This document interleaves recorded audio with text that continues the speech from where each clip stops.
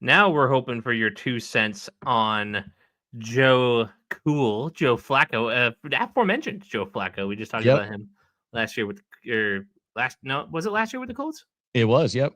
Oh, it's all starting to blend together, man. Yeah, Joe Flacco. I think this is this his second stint in Cleveland now? That sounds familiar. Stand by. He's played for the Jets. He has played for the Broncos. Played for the Ravens. He's played for the Colts. This is his second stint with Cleveland. He spent 2023 with them. Yep. Because one comeback player of the year. Oh yeah, it was that crazy. Yeah, that was him sleeping like this on the sideline. Crazy playoff run they had. Yeah, exactly.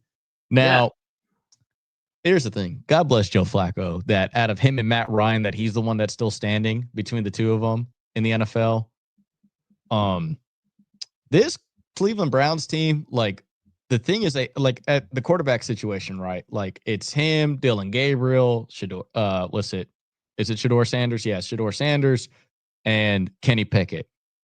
Hey, respect Tyler Huntley, who just got cut today. Well, there you go. And that's 4 quarterbacks. Now, as Stefanski said, this was always the plan. I'm to sure. keep 4 quarterbacks. See, the thing is that based on what you saw from Sanders and Dylan Gabriel, they did have notable, decent to good games, great games, but they're both projects. And you've already come back from a really bad quarterback situation. I believe this is the last year for Deshaun Watson. Thank God. No, next year. Well, we're almost there, Cleveland.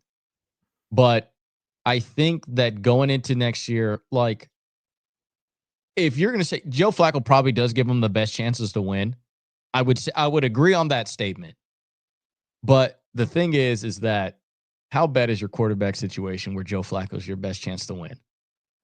Like that's also going back to the whole damning situation. But on top of that too, this is where you see the positive side of Dylan Gabriel and Shador Sanders. I truly believe that is a real quarterback competition into 2026 between those two. I think both of them are going to be on the roster. I think neither one of them are going to get cut. And I think that they're going to just look at both of their potential going into next year. I think they're going to go with Joe Flacco. Joe Flacco's probably retiring or doing one more stint with somebody else. He's not going to be a part of the Browns next year unless like Kenny Pickett's going to be the one to go. And I think it's going to be the 3 quarterbacks that are going to be there next year is Kenny Pickett, maybe, or another veteran that they bring in, and Shador and Dylan Gabriel. And whatever quarterback does not win between those two is the one who's getting traded or cut because it's a 3rd rounder or it's a 5th rounder. Like you probably hope to get something out of one of the two.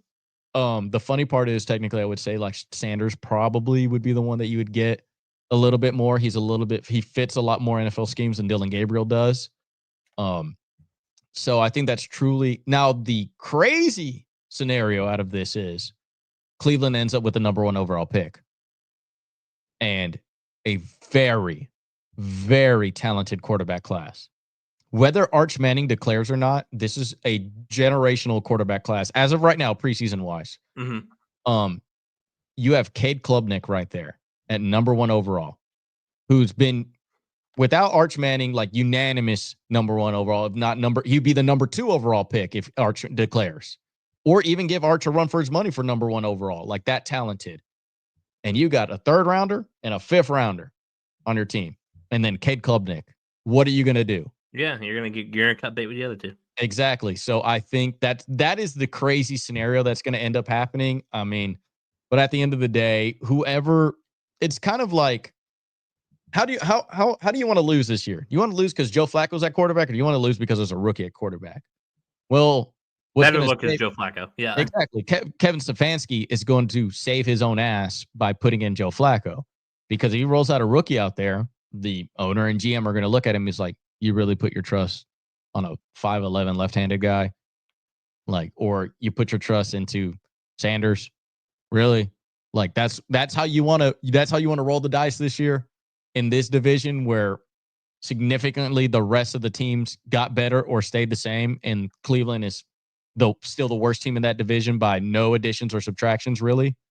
So I think however you cut it, like Kevin Stefanski's probably getting fired.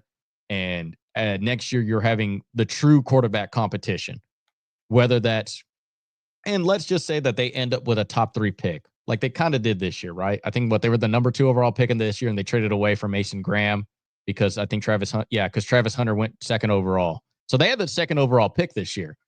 And can you imagine if they end up with another top 5 pick? Kevin Stefanski's not surviving 2 back-to-back top 5 picks. There's no way. That's way too much leeway. And they're going to come in with a new regime. And guess what that means for those 2 rookie quarterbacks this year? They probably ain't going to. They're going to be like, bro, I didn't draft you. Like, I don't want you. Bye. I'll probably keep Dylan Gabriel because he's a 3rd rounder. But at the end of the day, I think, unfortunately, I don't even know if they even see the field this year. Like, I would really think Joe Flacco would have to get unbelievably hurt. And then Kenny Pickett's going to come in because they're going to roll with him because he's a veteran. And Kevin Stefanski's going to do whatever he can to win games to keep his job.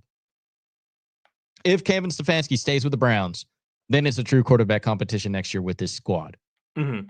If he doesn't, which I kind of believe in, then it's Cade Klubnik or Arch Manning's team. And these guys are just, well, good luck being somewhere else because it ain't going to be here.